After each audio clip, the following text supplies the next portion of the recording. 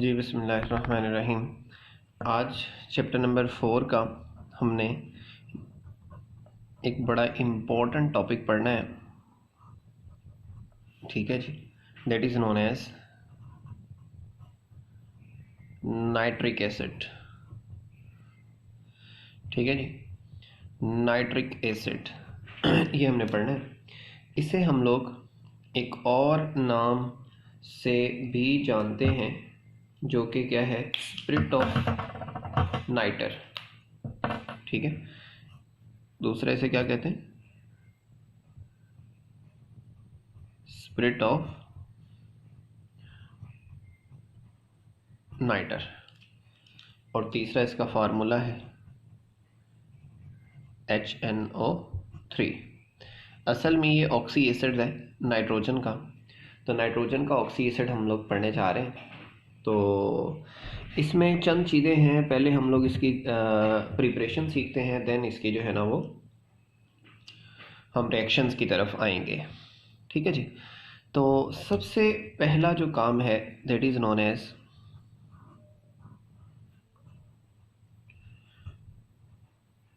Laboratory preparation का है। किसका है जी?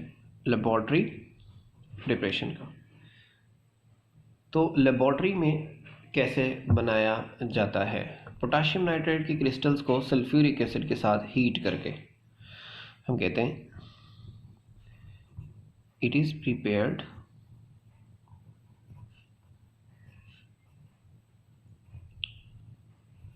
बाय हीटिंग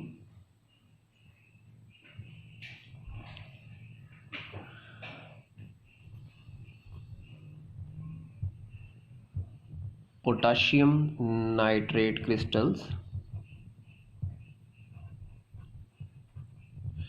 किसके साथ? With concentrated H2SO4। मतलब ये देखिए ज़रा, KNO3 plus H2SO4 gives you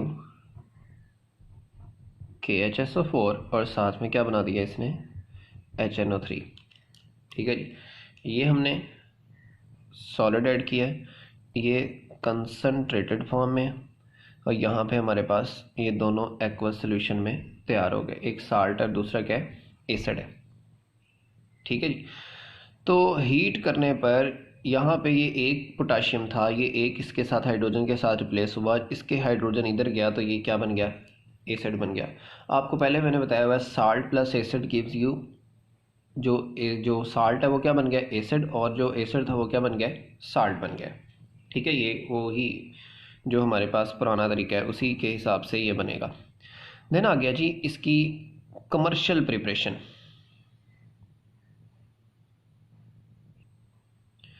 तो इसमें हम देखते हैं कमर्शियल प्रिपरेशन में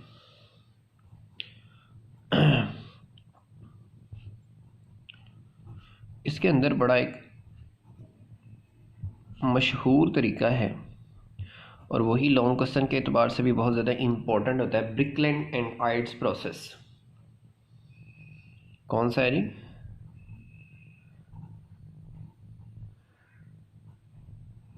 ब्रिकलैंड एंड आइड्स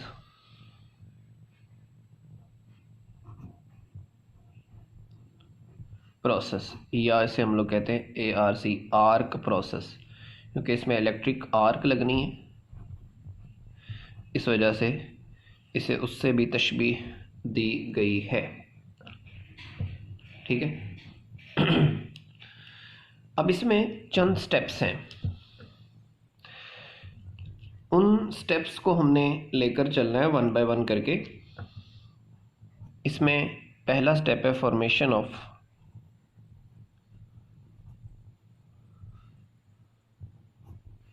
नाइट्रोजन ऑक्साइड, क्योंकि सारी बात है नाइट्रोजन ऑक्साइड एसिडिक ऑक्साइड है, उसके अंदर जस्ट फिर वाटर ही ऐड करना है तो हमारे पास नाइट्रिक एसिड बन जाएगा। तो असल में तो नाइट्रोजन ऑक्साइड है, ठीक है। तो मेन जो मसला मसाइल क्रिएट करता है वो नाइट्रोजन ऑक्साइड ही है। तो हम कहते हैं एटमॉस्फेरिक नाइट्रोजन एंड ऑक्सीजन, हवा से, यानी कि ये जो रिलीज है एटमॉस्फेरिक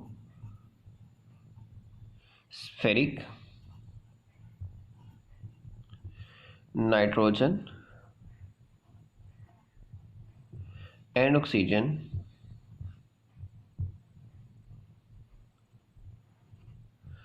are combined to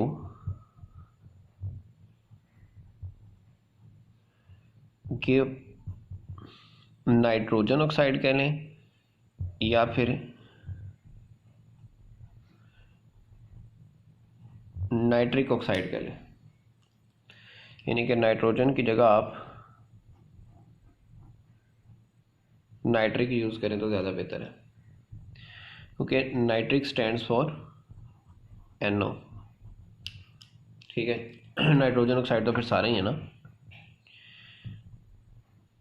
इन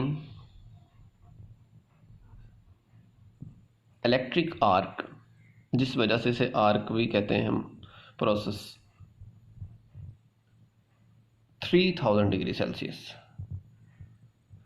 ठीक है, मतलब रिएक्शन कैसे होगा ये देखो, nitrogen plus oxygen gives you 2NO। ठीक है जी। अब यहाँ पे ये दोनों गैसेस फॉर्म में रिएक्ट करके गैस ही बनाएंगी। टेम्परेचर कितना है जी, 3000 डिग्री सेल्सियस, और नाइट्रोजन ऑक्साइड तैयार है। फिर अगली बात देखें,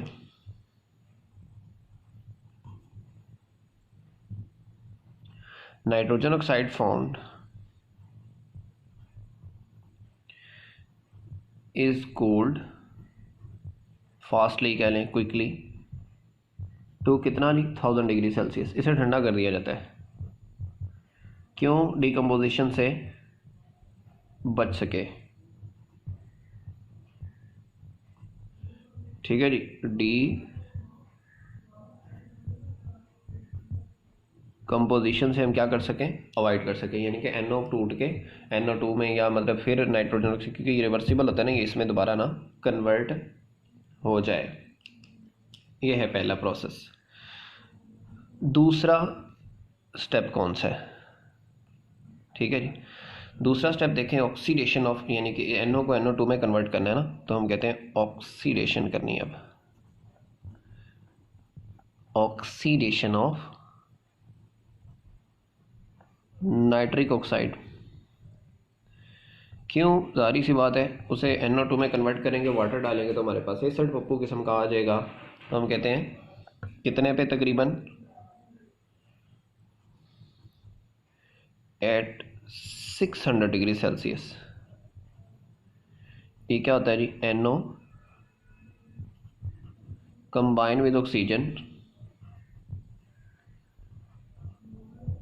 टू गिव NO2।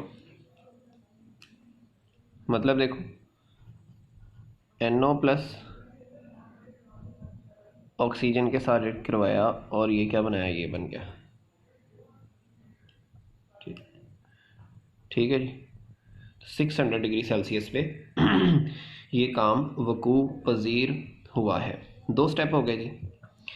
तीसरा स्टेप वो है जी वाटर में इसे डिज़ोल्व करना, तो इसे कहते हैं dissolution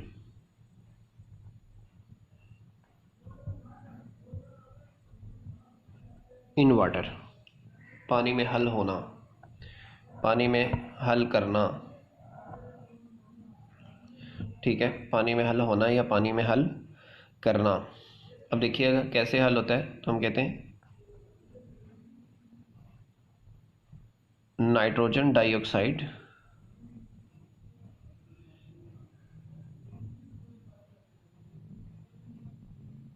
is absorbed in water, या डिजोल्व इन वाटर कह लें, टू गिव डाइल्यूट HNO3। जारी बात है, पानी में जाएगा तो डाइल्यूट होगा, लेकिन साथ में नाइट्रस एसिड भी बनता है। HNO2 भी बनता है, ठीक है, दोनों बनते हैं, लेकिन उसे हम 100% में भी कंप्लीट कर सकते हैं। कैसे करते हैं वो अभी रिएक्शन में बताते हैं। देखो ये जो हमारे पास 2NO2 बनी है, ये वाटर में आएगी, HNO3 बनाएगी और HNO2 बनाएगी, ठीक है जी। तो ये दोनों बना देगी। अब हम क्या करते हैं, यहाँ पे जो असल में ये है ना नाइट्रस एसिड है, ये वाला नाइट्रिक एसिड और ये वाला है नाइट्रस एसिड। इन दोनों में फ़र्क ये है कि यहाँ पे ऑक्सीडेशन स्टेट +5 है, यहाँ पे +4 है। कम हो तो उसे कहते हैं OUS, ज़्यादा हो तो उसे कहते हैं इक एसिड, ठीक है। तो अब हम चाहते हैं कि ये जो नाइट्रस है वो भी किस में कन्वर्ट हो जाए, इसमें, तो ये खुद ही ऑक्सीडाइज होकर इसमें कन्वर्ट हो जाता है। देखें लास्ट स्टेप में हम कहेंगे हमारे पास ऑक्सीडेशन है किसकी,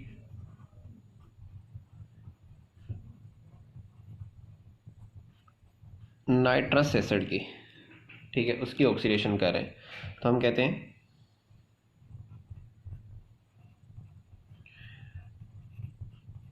nitrous acid is oxidised to nitric acid and nitric acid which is reoxidized to NO, वो फिर NO2 बना देती है, वो फिर वाटर में जाएगा, तो अल्टीमेटली हमारे पास गोल जो है वो अचीव हो ही जाएगा HNO3 में। मसलन देखो ये जो होता है ना HNO2, ये सेल्फ मतलब ऑक्सीडाइज हो जाता है, सेल्फ ऑक्सीडाइज हो जाता है, HNO3 बनाता है, NO2 बनाता है और H2O बनाता है, ठीक है जी। तो यहाँ पे अगर देखें तो ये बनेंगी 3 और यहाँ पे 2 जो हैं, तो ये बैलेंस हो जाएगा। तो हमारे पास यहाँ पर जो एक्वस सोल्यूशन था उसमें जो नाइट्रस एसिड था वो अपना ऑक्सीडाइज हुआ, एक नाइट्रिक एसिड बना, साथ में NO2 गैस ब्राउन कलर की बनी और साथ में वाटर जो है वो फॉर्मेशन हो गई, जो फिर से मिलकर दोबारा से क्या बना देंगे, नाइट्रिक एसिड बना देंगे, ठीक हो गया।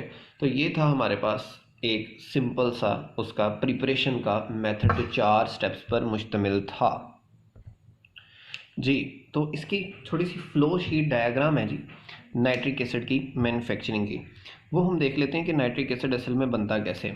अब देखें सबसे पहले हमारे पास इलेक्ट्रिक स्पार्क वाला चैम्बर होता है, यहाँ पे हम स्पार्क पैदा करते हैं यानी कि फ्लेम पैदा करते हैं।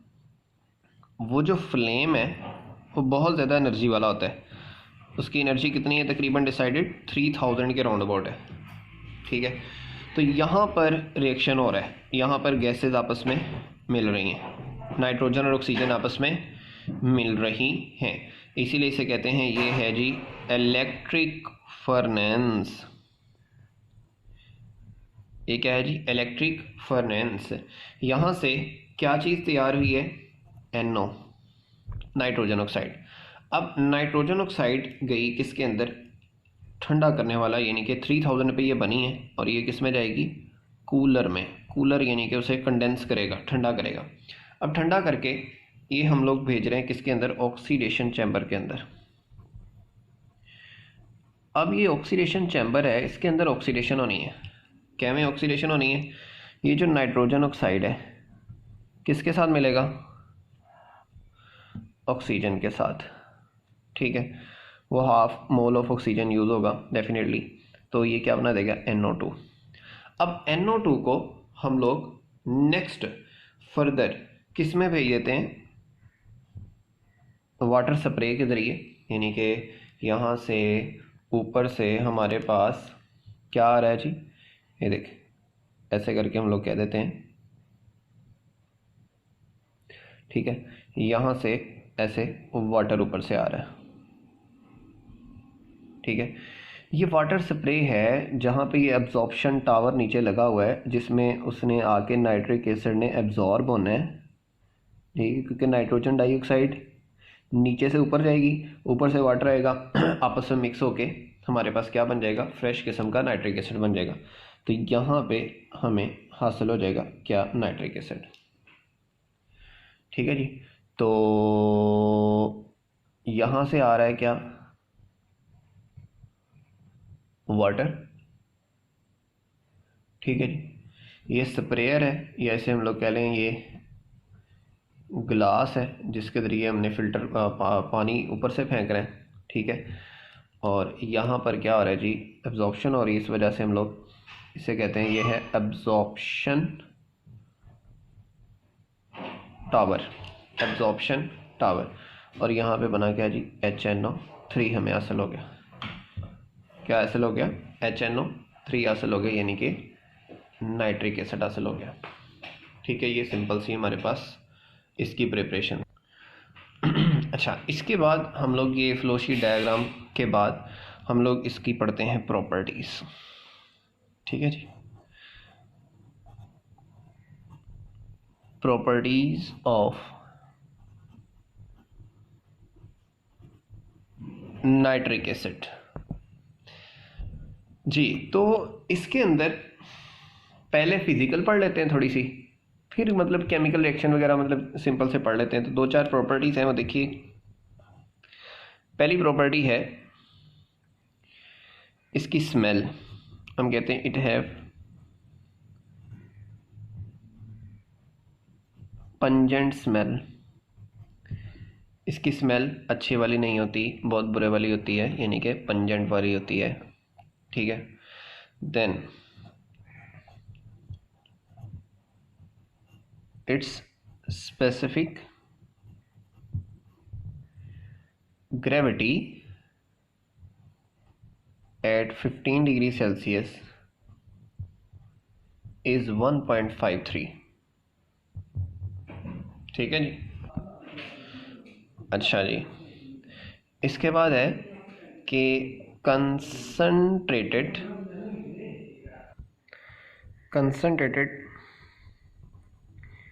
नाइट्रिक एसिड इज कलरलेस, एक बात, फिर वोलाटाइल होता है, लिक्विड,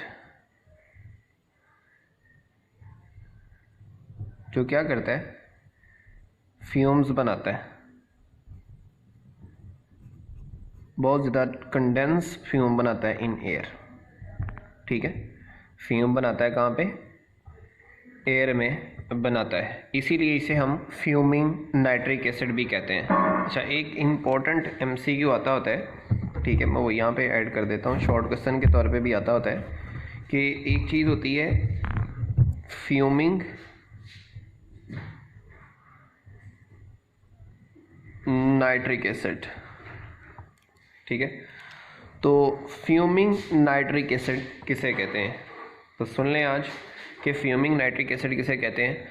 हम कहते हैं कंसंट्रेटेड HNO3 प्लस NO2, दोनों को हम मिक्सचर को हम लोग क्या कहते हैं, फ्यूमिंग नाइट्रिक एसिड कहते हैं।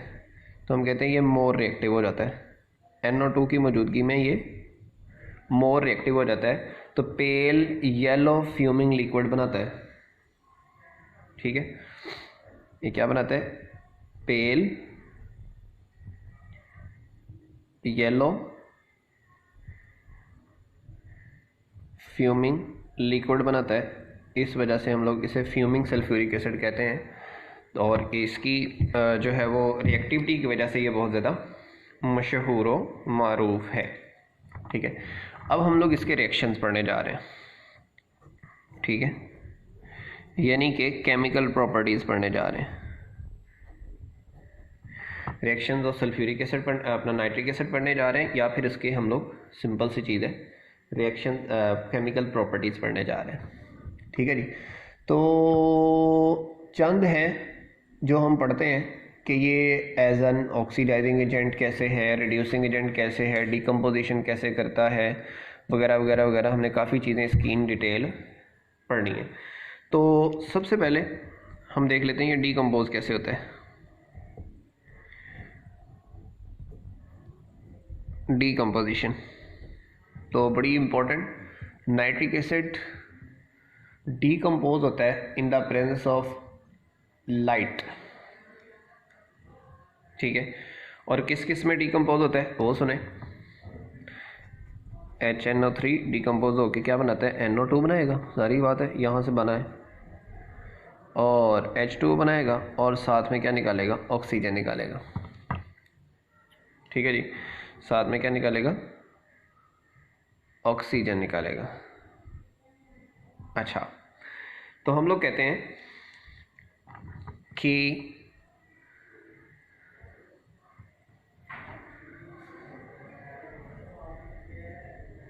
it decompose in the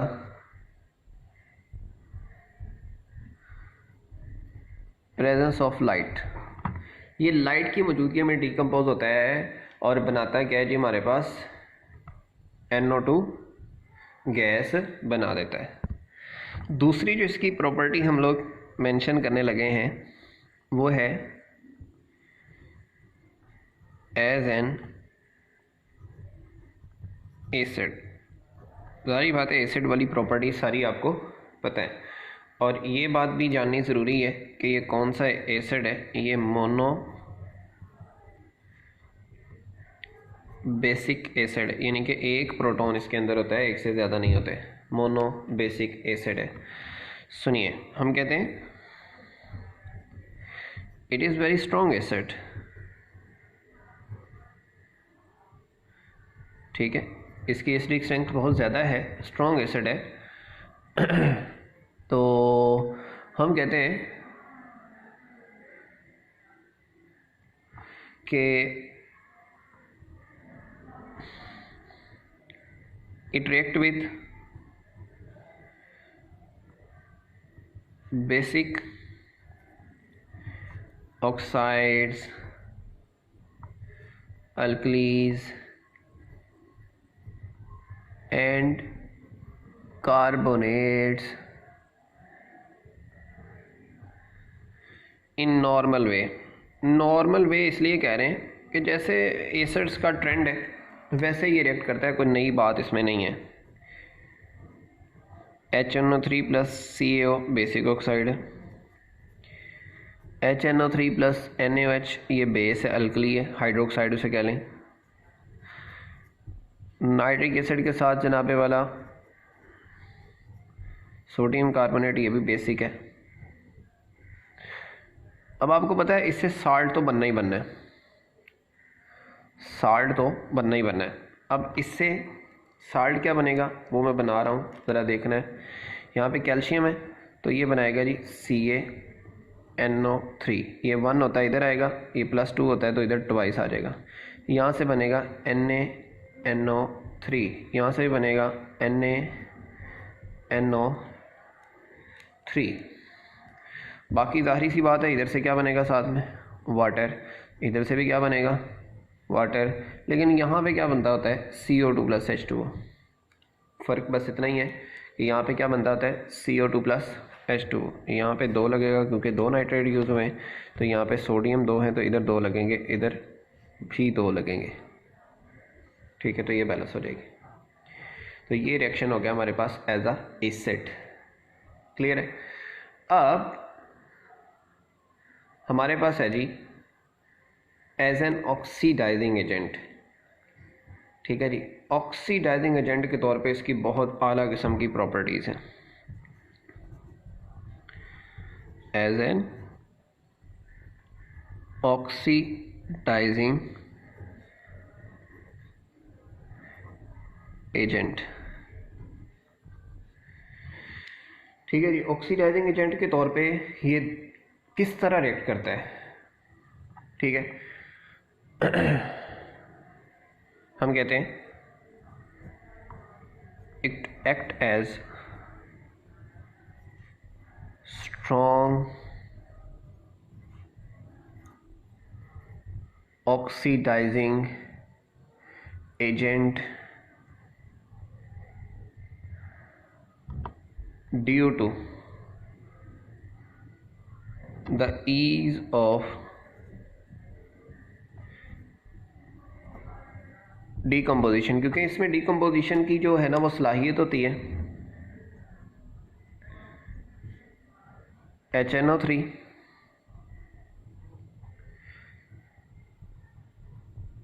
NO2 और नेसेंट ऑक्सीजन। ठीक है,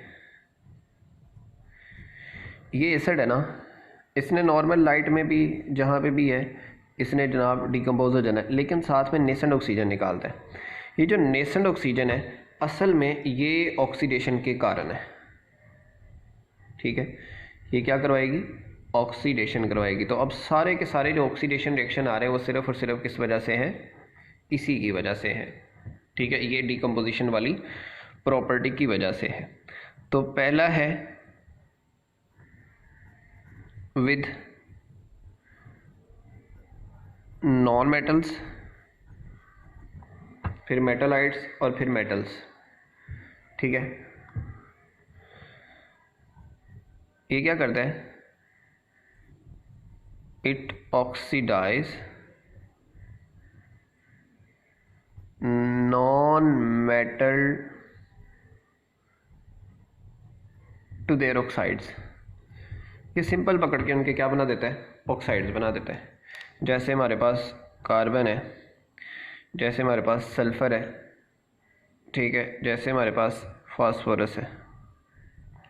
ठीक है, ये भी किससे रिएक्ट करती है, नाइट्रिक एसिड से, ये भी नाइट्रिक एसिड से, ये भी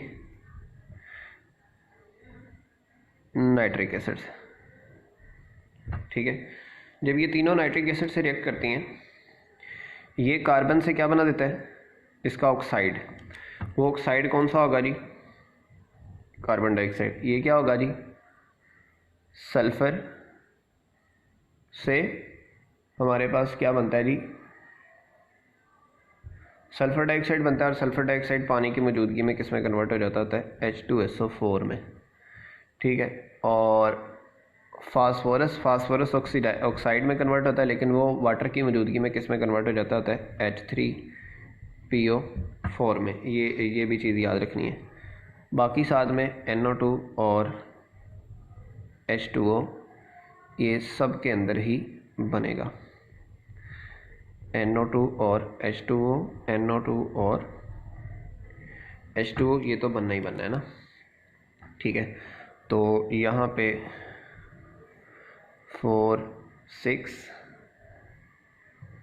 4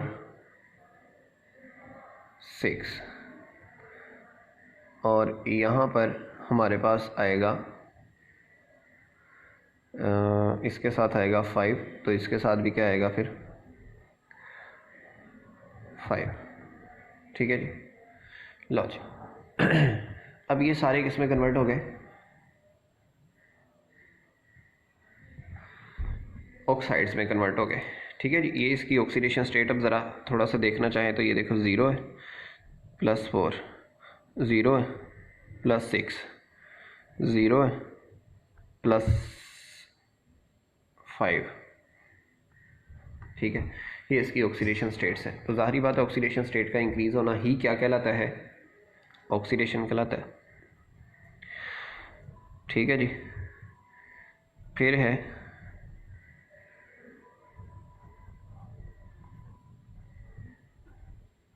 विद मेटालॉइड्स,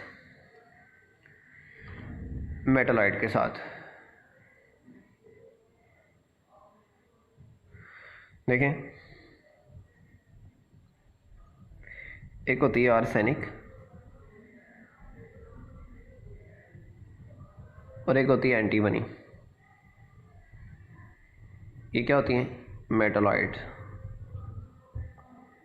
ठीक है, they are oxidise to their acids.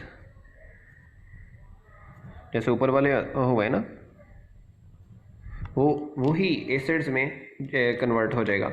जैसे हमारे पास एक आर्सेनिक है, आर्सेनिक को हम लोग लिखते हैं AS से, और हमारे पास एंटीमनी है उसे SB से लिखते हैं हम लोग। तो इसके साथ जब नाइट्रिक एसिड का रिएक्शन करवाएंगे, इसके साथ जब नाइट्रिक एसिड का रिएक्शन करवाएंगे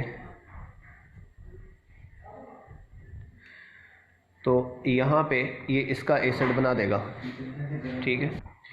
अब आर्सेनिक से जो एसिड बनेगा वो बनेगा H3ASO4 और इससे बनेगा H3SbO4, ठीक है। यहाँ पे साथ में वही चीज़ है, सारे रिएक्शन सेम है। ये देखो NO2 और H2, NO2 और H2, ये NO बननी है, ये NO2 बननी है, यही है सारे के सारे रिएक्शन। इसलिए एक रिएक्शन ज़रा टिका के दिमाग में बिठा लो तो बाकी सारे बैठ जाते हैं। तो ये बन जाता है आर्सेनिक एसिड। ये क्या बन गया जी? Arsenic acid. और ये क्या बन गया? स्टिबनिक एसिड।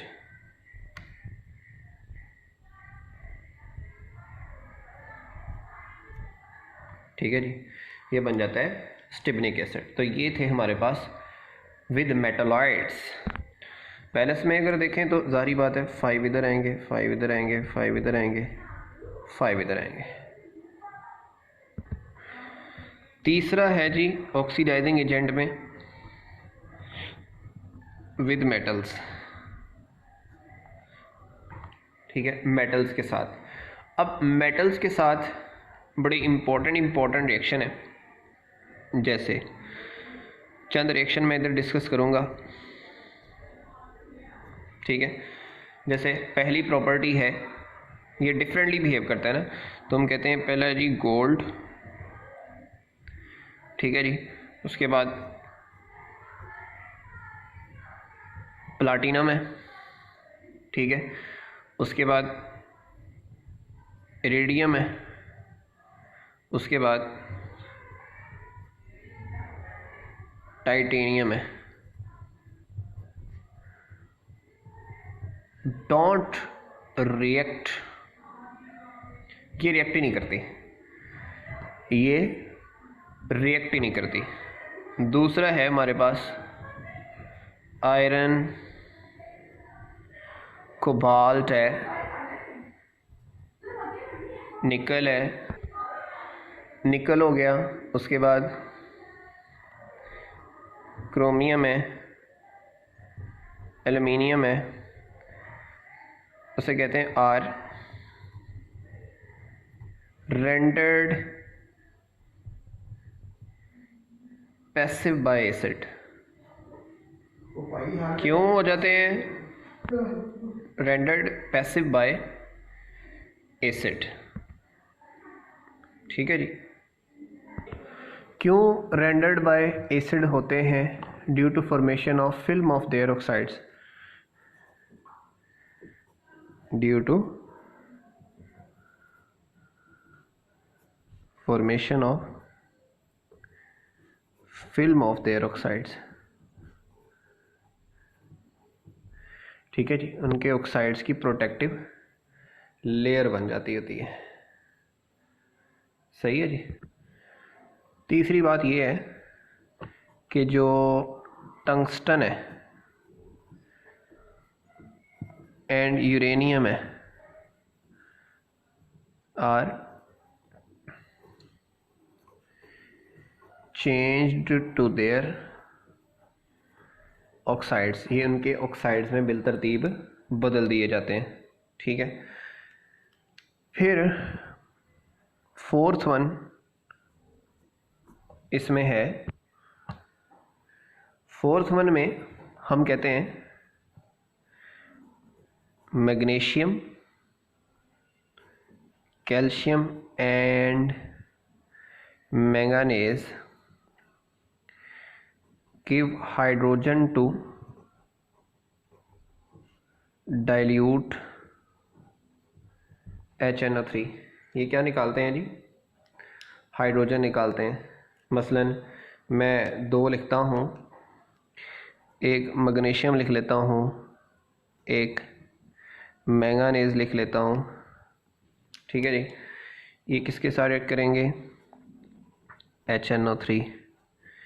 ये भी करेगा किसके साथ, HNO3 के साथ। यहाँ से बनेगा मैग्नीशियम नाइट्रेट, यहाँ से बनेगा मैंगानीज नाइट्रेट, क्योंकि वो डाइवेलेंट होते हैं इस वजह से ये बनाते हैं। साथ में हाइड्रोजन निकलेगी, साथ में हाइड्रोजन गैस निकलेगी। ठीक हो गया।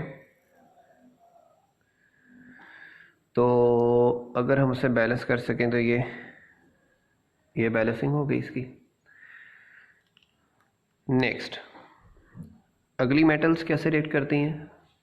Copper lead give nitric oxide,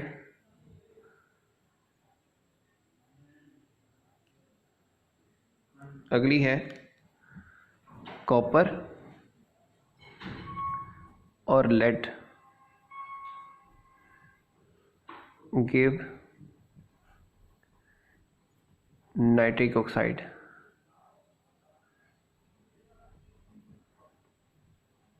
with dilute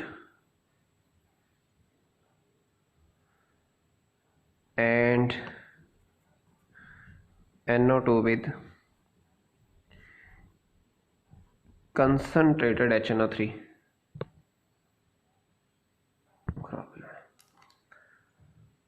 ये देखें, जैसे मैं बात करता हूँ कॉपर की कर लेता हूँ, ठीक है जी। यहाँ पे भी HNO3 है, यहाँ पर भी HNO3 है।